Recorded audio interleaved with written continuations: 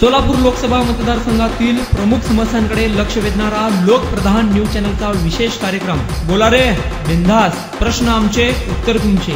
आम्ही येत आहोत तुमच्या परिसरात, तुम्ही तयार आहात ना? बोला रे बिंदास। मी KM कांबळे, सध्या भीमशक्तीमध्येच काम करतो आहे।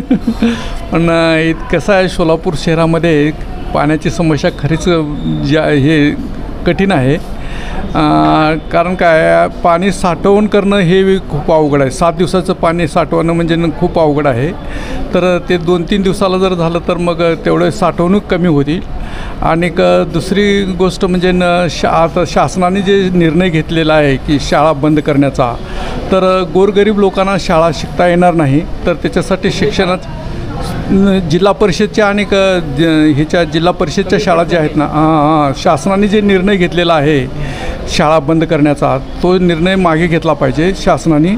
कारण काय आहे, त्याच्यामुळं गोरगरीब लोकांना शिकता येणार नाही। तर गोरगरीब लोकांना शिकता आलं पाहिजे ह्या उद्देशानं जिल्हा परिषदेच्या आणि महानगरपालिकेच्या शाळा चालू असल्या पाहिजेत। तर त्या दृष्टीने शासनाने विचार करा।